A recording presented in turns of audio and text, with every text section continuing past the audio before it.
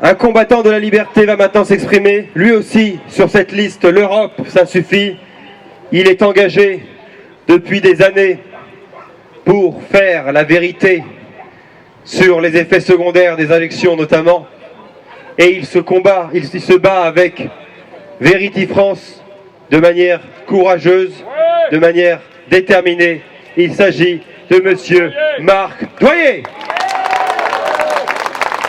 Bonjour à tous, j'espère que vous allez bien.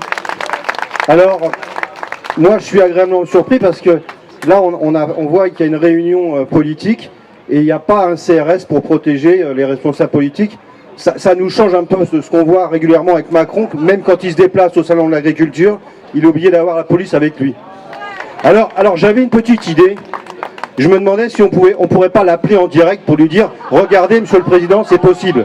Non, n'ayez pas peur, je vais pas le faire. Non, c'était un trait d'humour parce que quand même, quand dans un pays comme la France, vous vous retrouvez avec 15 policiers chez vous parce que simplement vous laissez un message sur un portable, parce que... Alors, en plus, c'était un message avec un trait d'humour. Je peux vous assurer qu'il n'y avait ni menace, ni insulte, rien de tout ça. Voilà. Mais bon, c'est comme ça.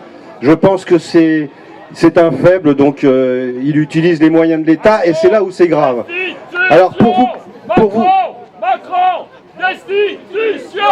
Macron, destitution. Macron, destitution. On va y arriver.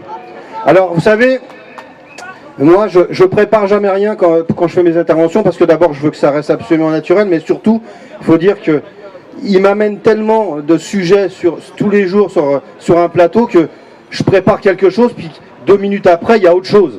Donc je me dis, c'est pas possible. Alors là, je vais vous sortir la dernière quand même de Valérie Hayer. Et vous comprendrez que pour nous, famille de victimes, il faut vraiment que maintenant, on soit blindés, comme on dit, pour supporter ça. Alors voilà ce qu'elle vient de déclarer. Je vous assure, c'est pas une blague. Nous voulons une Europe fondée sur un principe simple. Notre corps, notre choix. Vous vous rendez compte que ces gens osent sortir des choses comme ça, alors qu'ils ont obligé des milliers de personnes, pour pas dire des millions de personnes, à se vacciner avec la peur de vous pourrez plus aller au restaurant, vous pourrez pas emmener votre fils au sport, vous pourrez pas partir en vacances. Et je me dis qu'en fait mon combat il a du sens et que d'être là aujourd'hui avec vous et surtout d'être là aux côtés de Florian, de Myriam Palomba, parce que c'est pareil, Myriam, elle est harcelée. Nous sommes harcelés par ces politiques qui, sans talent, ne savent faire autre chose que d'utiliser la police et l'administration pour nous harceler. C'est pas bien beau, mais c'est comme ça. Donc voilà, je suis ravi de vous voir ici et je peux vous assurer qu'on va continuer de se battre. Pour moi, en fait, ces européennes, ce n'est qu'une étape. Je vous le dis franchement, quel que soit le résultat dans une semaine, il faut absolument que le lendemain vous soyez debout à nos côtés, parce que le combat va prendre des années. Voilà. Ce n'est que le début, nous sommes en train de construire quelque chose. Il y a une véritable volonté dans ce pays.